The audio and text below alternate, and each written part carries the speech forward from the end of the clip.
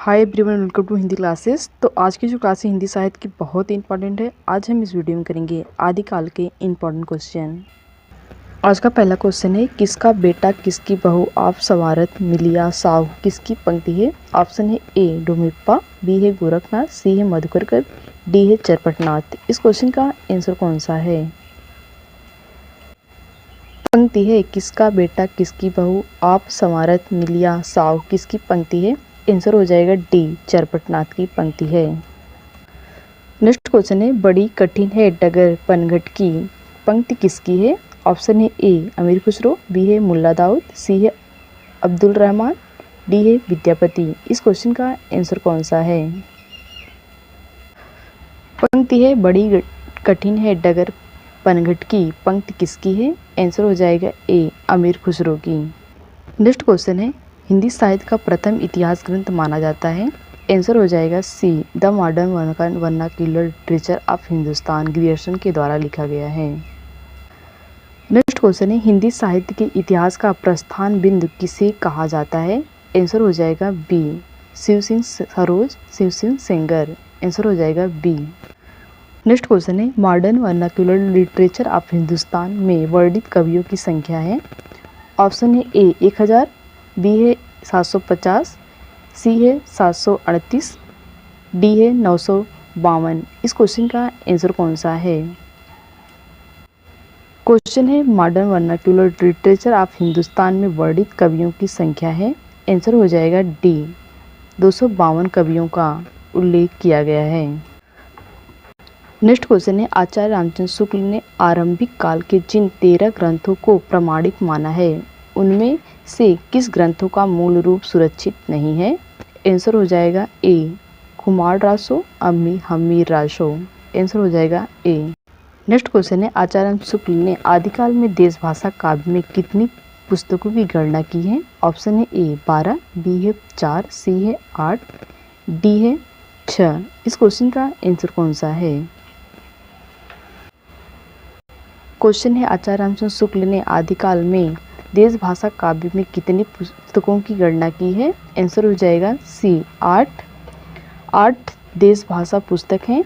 कुमार रासो, भीषलदेव रासो, पृथ्वीराज रासो, चंद्र प्रकाश, जय मयंक जस चंद्रिका, परमाल रासो, खुसरो की पहेलियाँ, विद्यापति की पदावली आदि हैं। नेक्स्ट क्वेश्चन है, हिंदी का सबसे प्राचीन छंद है। ऑप्शन है ए छप्पे, बी है दोहा, सी है वरवे, डी है सवैया। इस क्वेश्चन का आंसर कौन सा है। क्वेश्चन है, हिंदी का सबसे प्राचीन ग्रंथ है। आंसर हो जाएगा बी दोहा। क्वेश्चन है, हिंदी का सबसे प्राचीन छंद है। आंसर है दोहा। दोहा में 24 मात्राओं का छंद है, 13 और 11 में विभक्ति। नेक्स्ट क्वेश्चन है, ब्रज माधुरी सार किसका ग्रंथ है। ऑप्शन है ए परमानंद दास, बी है श्याम सुंदर दास, सी है वियोगी हरि, डी है डॉक्टर नागेंद्र। इस क्वेश्चन का आंसर कौन सा है। क्वेश्चन है, ब्रज माधुरी सार किसका ग्रंथ है। आंसर हो जाएगा सी वियोगी हरि। नेक्स्ट क्वेश्चन है, हिंदी साहित्य इतिहास लेखन में आचार्य रामचंद्र शुक्ल का प्रथम क्रांतिकारी कदम था।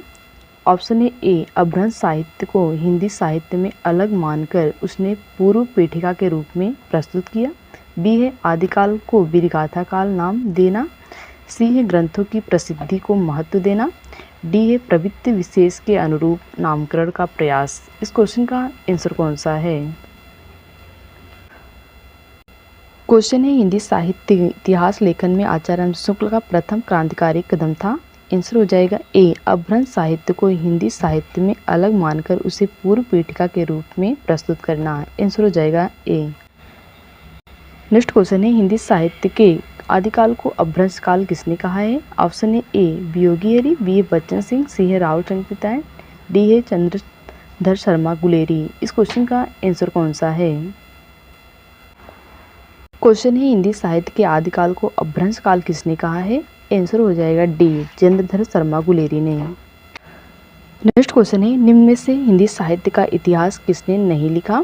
ऑप्शन है ए लक्ष्मी सागर, बी है डॉक्टर नागेंद्र, सी है रामकुमार वर्मा, डी है बच्चन सिंह। इस क्वेश्चन का आंसर कौन सा है। क्वेश्चन है, इनमें से हिंदी साहित्य का इतिहास किसने नहीं लिखा? आंसर हो जाएगा बी, डॉक्टर नागेंद्र ने नहीं लिखा। आंसर है बी, डॉक्टर नागेंद्र ने नहीं लिखा। डॉक्टर नागेंद्र ने स्वयं इतिहास नहीं लिखा, केवल संपादन कार्य किया है। नेक्स्ट क्वेश्चन है, जोई जोई पिंडे सोई ब्राह्मणडे सिद्धांत है। ऑप्शन है ए चरपटनाथ, बी है गोरखनाथ, सी है मछेंद्रनाथ, डी है जलंधरनाथ। इस क्वेश्चन का आंसर कौन सा है? क्वेश्चन है, जोई जोई पिंडे सोई ब्राह्मणडे सिद्धांत है। आंसर हो जाएगा बी, गोरखनाथ का।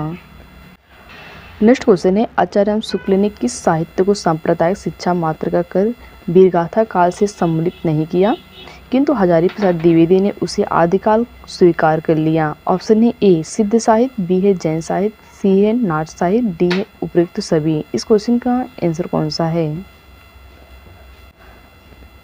क्वेश्चन है, आचार्य शुक्ल ने किस साहित्य को सांप्रदायिक शिक्षा मात्र कहकर वीरगाथा काल से सम्मिलित नहीं किया, किंतु हजारी प्रसाद द्विवेदी ने उसे आदिकाल स्वीकार कर लिया? आंसर हो जाएगा बी, उपयुक्त सभी। आंसर है डी, उपयुक्त सभी। सिद्ध नाथ जैन साहित्य को आचार्य शुक्ल कहीं भी शामिल नहीं करते। आंसर हो जाएगा डी। नेक्स्ट क्वेश्चन है, सिद्ध साहित्य तात्पर्य है। ऑप्शन है ए तंत्र तंत्रादि द्वारा सिद्ध प्राप्त करने वाला साहित्यिक, बी है ब्रजयान परंपरा के सिद्ध आचार्यों द्वारा रचित साहित्य, सी है सिद्ध धर्म का सैद्धांतिक साहित्य, डी है सिद्धि प्राप्ति कवियों का साहित्य। इस क्वेश्चन का आंसर कौन सा है? क्वेश्चन है, सिद्ध साहित्य तात्पर्य है। आंसर हो जाएगा बी, ब्रजयान परंपरा के सिद्ध आचार्यों द्वारा रचित साहित्य। आंसर हो जाएगा बी। नेक्स्ट क्वेश्चन है, 84 सिद्धों में सर्वोच्च स्थान किसका माना जाता है? ऑप्शन है ए लुइपा, बी है सरप्पा, सी है डोमिनिकपा, डी है सबरपा। इस क्वेश्चन का आंसर कौन सा है?